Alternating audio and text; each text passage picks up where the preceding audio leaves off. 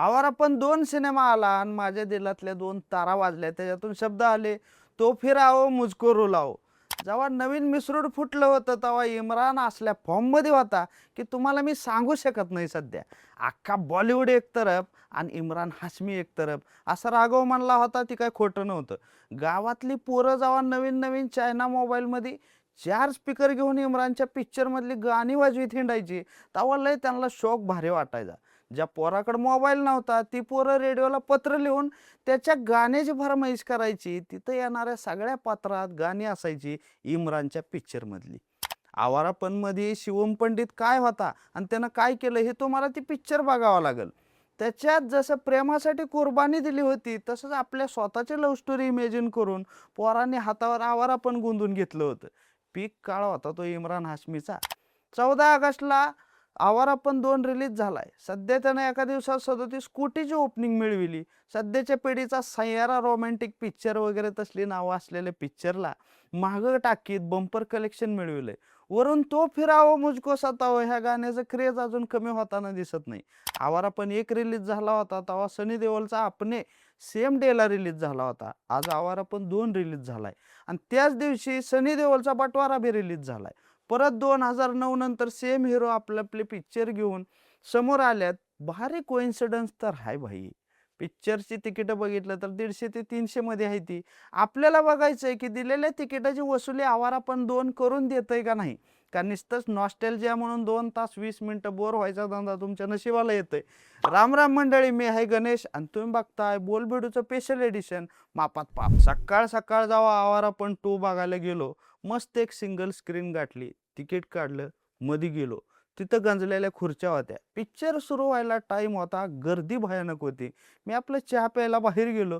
तिथं एक रिक्षावाला आला. त्याच्या डीजेवर गाणं सुरू होतं, तो फिराओ मुझको सताओ. रिक्षाच्या मागे रेडियमनं काढलेलं आवारापणचं स्टिकर होतं. त्याला टाकलेली होती लाल हार्टवाली फ्रेम. रिक्षावाला बाहेर आला. हातात काळ्या मण्याच्या माळा होत्या. स्टाईल केलेले केस होते. थोडीशी दाढी नीट ठेवलेली होती. हातावर गोंधन केलेलं होतं जन्नत. मी चहा पितोय तवर त्यानं तिकीट काढलं, सिगरेट घेतली आणि कमी आवाजाचा त्याचा डीजे मोठा केला आणि गाणं ऐकायला चालू केलं. ही पब्लिक होती खऱ्या इम्रान हाशमीच्या पिक्चरची. पिक्चर सुरू झाला. इम्रान हाशमी आपल्या सेट स्टाईलमध्ये थोडं उर्दू, थोडं हिंदी मिक्स करीत डायलॉग म्हणी स्क्रीनवर आला. तिथून त्याचं सगळं पिक्चर एकच म्हणणं आहे, दर्द से मेरा पुराने रिश्ता है आणि मौत तो बेवफा है आणि आती है पण आपणाती नाही आहे. म्हणजे कायम बिचारा डिप्रेशनमध्ये दाखविलेला आहे. मिठाच्या कारखान्यात लेथ मशीनवर काम करणाऱ्या इम्रानला बोर झालेला असतंय. त्याला आयुष्यात काही ध्येय वगैरे नसते. ती ध्येय त्याला मिळते जेव्हा एक अनाथ आश्रमात दिलेली एक लहान मुलगी चाइल्ड ट्रॅफिकिंगमध्ये अडकती आणि त्याला बँकॉकला जावं लागतंय. म्हणजे कुठं बी जायला आला असतं त्याला, पण बँकॉक म्हणजे त्यातले त्यात कमी खर्चिक असल्यामुळे ती लोकेशन त्यांनी निवडले. बरं तिथं स्टोरी ओपन होती.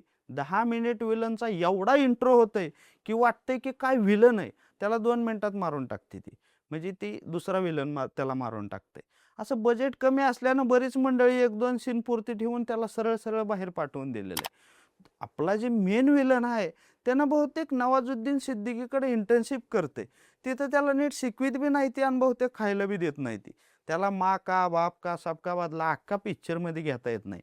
आपला विलन नावाची कॉपी करण्याच्या नादात एवढा गंडत जातोय, एवढा गंडत जातोय, की ते विलनच वाटायचं बंद होतंय. आता इम्रान आणि विलन झाले. इम्रानचा पिक्चर म्हणजे हिरोईन आली. ती बिचारी आहे दिशा पटानी. तिची इच्छा आहे नाही मला माहीत नाही, पण बळजबरीनं तिच्या हातात वायलिन दिलंय. त्याच्यापेक्षा काहीतरी बारीक-सारीक तिच्या हातात दिलं असतं का नाही, पिपाणी म्हणा, तुणतुणं, नाहीतर एखादा खुळखुळा बी दिला असतं तर बरं झालं असतं. म्हणजे पहिल्यांदा तिला रिदम शिकायला सोपं पडलं असतं.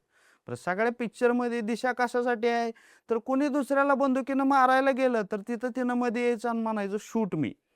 एवढ्या सीनसाठी तिला घेतलेलं आहे. एका सीनमध्ये इम्रानला दिशा मिठी मारते आणि डायरेक्टरच्या लक्षात येते की अरे बापरे! आपल्या हिरोपेक्षा तर दिशेची उंची जास्त आहे. मग दुसऱ्या अँगलनं बघितलं तर इम्रानची मान तिच्या विळख्यात दिसायची नाही. मग तिनं घातलेले हिल्स काढावे लागतात. मग ती हिल्स काढले की मग जरा इम्रान हाशमी त्यापेक्षा उंच दिसायला चालू होतोय. कारण हिरो म्हणजे कसं उंच-बिंच पाहिजे, जरा धाडधिप्पाड पाहिजे म्हणून असे सीन चीट केलेत थोडेफार. इंटरव्हल होईपर्यंत नॉस्टॅल्जियाच्या उलट्या झालेलं पब्लिक बाहेर येतंय. त्यात एक नवीन जी पोरं असते ती आपलं एन्जॉय करत असते, ती त्यांचे जोक चालू असतात. आशिक लोक आलेले असते, त्यांचं बिचारे इम्रान हाशमीच्या हातून प्रेम बंद झालेला असते. आता तरी इम्रान हाशमी आपलं ट्रेडमार्क सीन करील ह्या आशेत ती पब्लिक पुन्हा पॉपकॉर्न घेऊन परत जाते. दुसरा हाफ सुरू होतोय तेव्हा लोक म्हणतात पिक्चरमध्ये लॉजिक कुठं आहे. मी विचार करीत असतो रोमॅन्टिक पिक्चरमध्ये लॉजिक हुडकायला आली ती पब्लिक म्हणजे शहाणी झाली तेव्हा थोडी. पण पोरांचा इम्रानवर भरोसा असतोय. इंटरव्हल पर्यंत जरा घट धरून ठेवलेला सिनेमा इंटरव्हल पासून जरा पातळ व्हायला चालू होतंय आणि कंटाळलेले लोक म्हणते एसी फुल करा लवकर, झोप लागायला लागली. सगळा पिक्चर इम्रान हाशमी आणि म्युझिकवर सेल करायचा चांगला ट्राय केलाय, पण एका पॉइंट नंतर पब्लिक म्हणतंय मत आओ फिर आणि मत सताओ मुझको, मला झोपू द्या गडे. पण अजून बी नॉस्टॅल्जिया म्हणून श्रेया सरन एक सीनसाठी येते, तेवढंच त्या बिचारीला काम बी मिळतंय आणि समाधान बी मिळतंय. संतोषम शिवाजी द बॉस सारखा नॉस्टॅल्जिया परत एकदा हिट व्हायला चालू होतंय. म्हणजे नॉस्टॅल्जिया मधला अजून एक छुपा नॉस्टॅल्जिया पिक्चरमध्ये येतोय. पिक्चर संपत आल्यावर पब्लिक आजूबाजूच्या झोपलेल्या मित्राला उठवीत असते, नाहीतर फोनवर रील बघत असते. नुसता पिक्चर शूटिंगला घेतला, गडबडीत क्लायमॅक्स लिहायचा राहिलाय.